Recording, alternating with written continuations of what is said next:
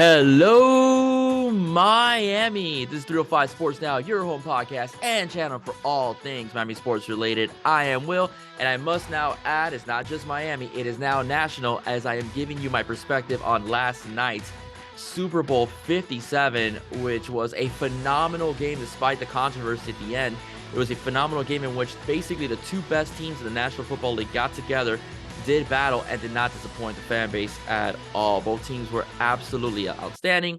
Philly was the favorite, but the experience of the Kansas City Chiefs, I believe, is what helped them, propelled them to win the game. I'm sure some Philly fans are going to say something else, but I will get into the controversial PI in a couple minutes or so. I just want to break down some numbers and then break down, some of my perspective and stuff like that as far as the game goes. So first things foremost, the MVP of the game was Pat Mahomes, right? Pat Mahomes went 21 of 27, 182 yards passing with 3 touchdowns in the game. Okay. Isaiah Pacheco came out and balled. Okay. 15 carries, 76 yards, 1 rushing touchdown, and safety blanket for Pat Mahomes, and also his favorite target, Travis Kelce, with 6 catches, 81 yards, and a touchdown. But one thing I will say too, as good as the Chiefs are, the Eagles are not far behind, right? The Philadelphia Eagles will be in the Super Bowl again in the near future. Jalen Hurts has taken every ounce of opportunity he has had and ran with it, and he's made his team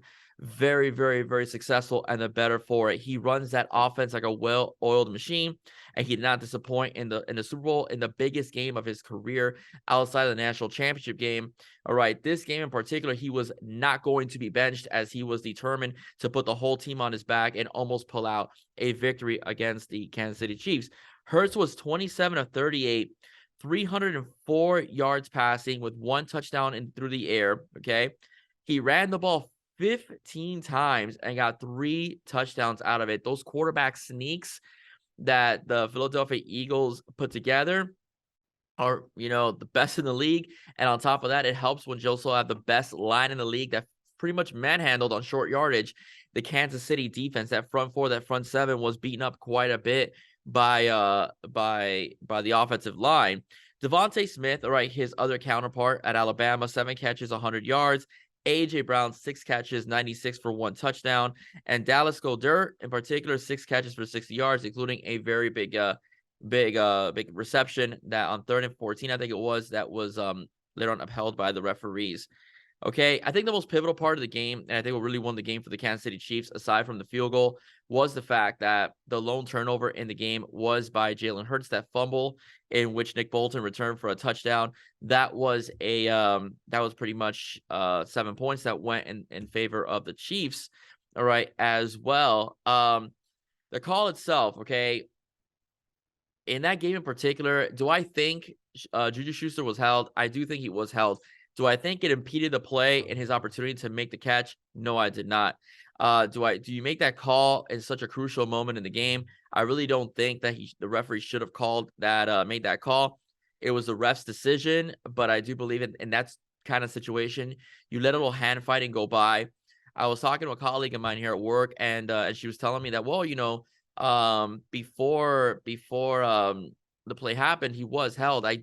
Before even the tug, I'm like, yeah, but I don't think Mahomes released the football, at that time. I do believe that the initial release came when Schuster made his route, his run, and then later on a slight tug, but I don't think that impeded any part of the play. Regardless of the fact, the Chiefs were in field goal range, and they probably can't say because their kicker missed one earlier.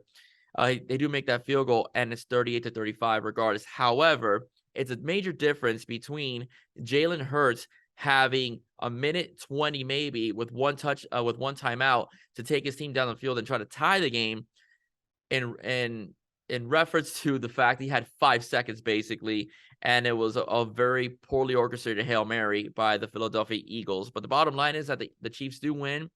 The last call was a bit controversial, but I'm going to quote Jimmy Johnson when I say this, and I say the same thing about the 0-1 Hurricanes, all right, as well, because I heard some similarities online about the pass interference. Jimmy Johnson told his team once, you never, ever, ever let the referee decide a game for you. Never leave the game in the hands of the referees. and both teams left themselves open to that happening. All right, just unfortunately, it went in the area of the Philadelphia Eagles. But all in all, very good game, very entertaining, very high scoring as well. But yeah, defenses made stops when they needed to make them. Okay, so I think that had a little bit of everything for everybody. Okay, but again, I love quarterback play, and both quarterbacks did not disappoint, especially Mahomes and Jalen Hurts as well. Jalen Hurts is pretty much solidified himself as a franchise player for the Philadelphia Eagles, and I think that's bar none. You can't deny it. Well deserved too. Okay, he was somebody that was passed over in college for Tua, and then had an opportunity in Oklahoma, made the best of it, and was a second round pick for the Eagles. Many didn't think he would ever start a game, at least not consistently. Once he got that opportunity, he took the bull by the horns and went forward with it. So much props to Jalen Hurts for doing so. All right, so I gotta say a little something. All right, Travis Kelce at the end of the game pretty much calls out the media in WWE style fashion, saying that no one in the media thought that Kansas City was going to beat Philadelphia. Many of them thought because of that pass rush, that defense, that well-balanced offense, that Kansas City did not stand a chance to beat the Philadelphia Eagles. And Travis Kelce calls everyone out on more than one occasion in the post game. Okay, I will say a couple things about Travis Kelce. Number one, WWE will be calling, because that was one hell of a promo he cut, either during his career or during the end of his career. Travis Kelce, a la Rob Gronkowski, will make an appearance at a WWE venue as a star, whether jumping somebody or making a match and stuff like that, because he was just too good on that mic last night. Number two, you said no one in the media, Travis Kelce, no one in the media said that gave you a chance.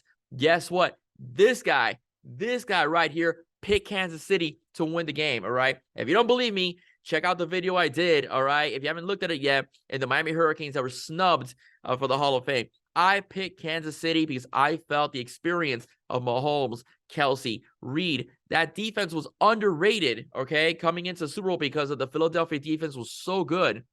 Okay, that the Kansas City defense was underrated. Guys like, Chris Jones, okay, Carlos Dunlap as well, Clark, Bolton, those guys are studs. They were underrated, and I thought that their experience would allow them, will propel them against the Eagles, and it did. Okay, the Philadelphia Eagles were defeated, and I do believe that experience in the end also had a little bit to do with the Kansas City Chiefs being victorious against the Philadelphia Eagles. So Kelce, not everyone in the media, not everyone picked the Eagles. This guy picked you guys, all right, to win the Super Bowl. And I'm not going to lie to you, I'm glad I was right, okay? All right, everybody, if you like what you heard, please do not forget to like, share, and subscribe to 305 Sports Now. And please share this video. We're trying to get to 1,000 subs. We're this close, okay?